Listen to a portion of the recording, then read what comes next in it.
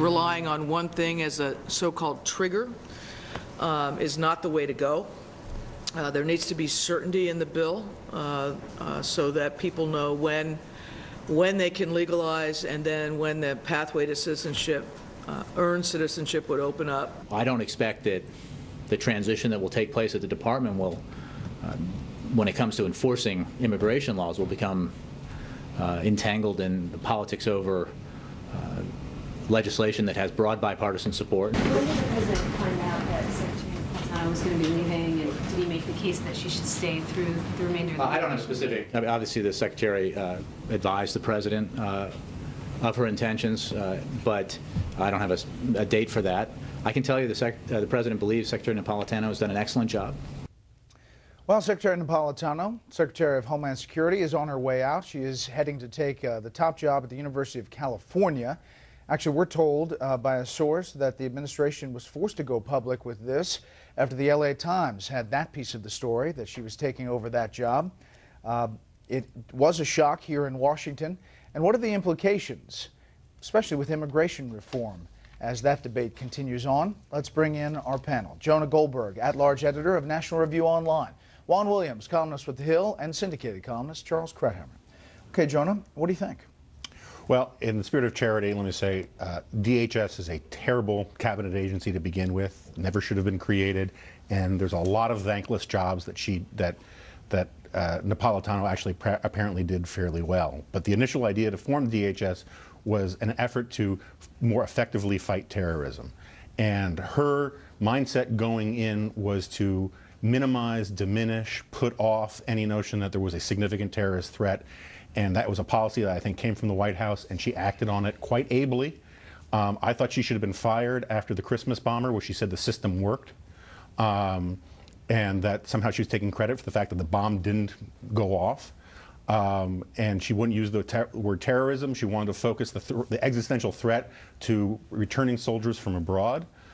So I think it's past time that she went.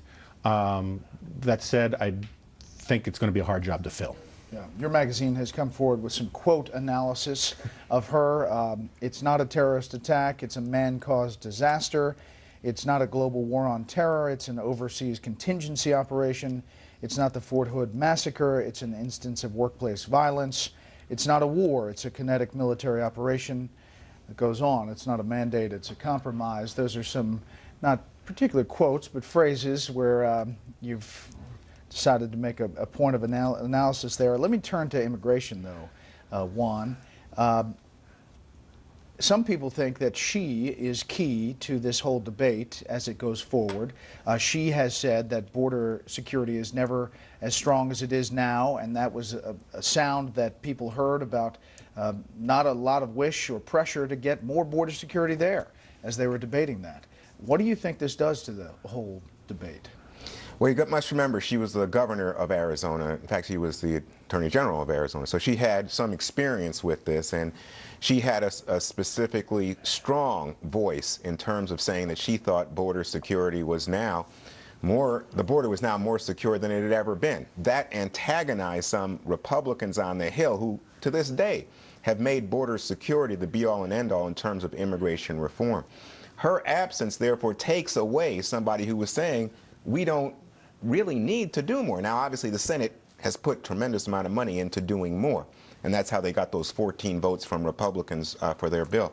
But ideally, what you have now is a situation opening where you could have somebody in the position who was more, less of an antagonist, less of an opposition force for Republicans who want to make the case, let's go forward with more border security. Well, on that point, Senator Jeff Sessions, an opponent of immigration reform as it's been laid out so far, said this: the most significant obstacle to immigration reform remains President Obama's selective enforcement of the law. Any selection, interim or permanent, to replace Secretary Napolitano must disavow these aggressive non-enforcement directives where there is very little hope for successful immigration reform. Charles.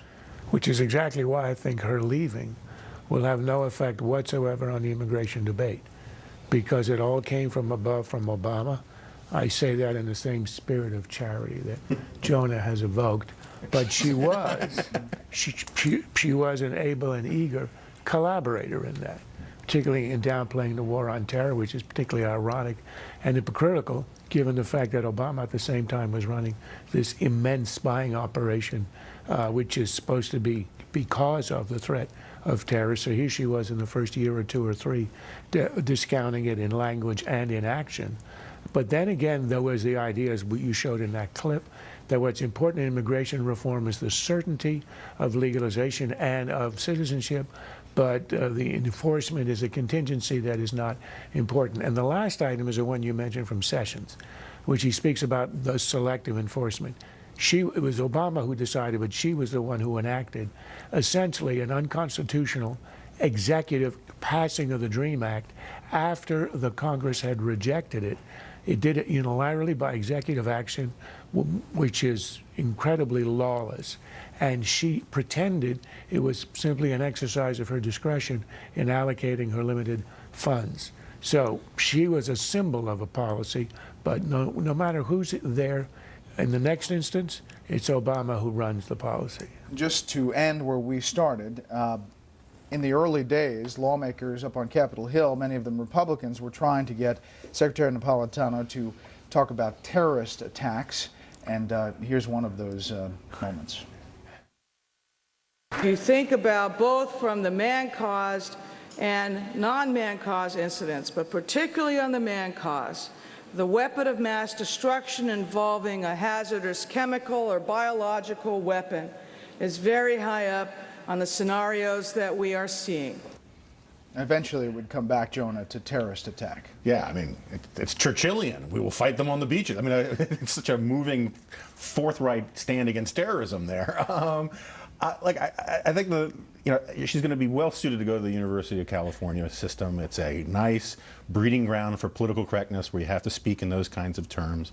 I agree with Charles entirely on the immigration front on this, in that there are people who you could replace her with, like Stephen King or someone like that, that would get the confidence of Republicans, but those people would never take the job and would never get offered it. Can I just offer one contrary note, which is, you know, under her tenure, we've had no attacks. We've been safe as Americans. Fort Hood.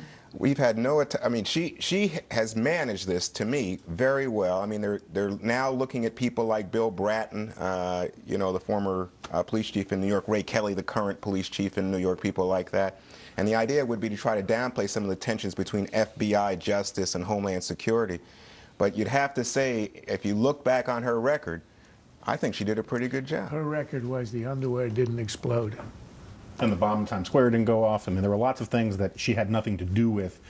We were attacked lots of times. Just we were fortunate in the ineptness of our enemies. Next up, the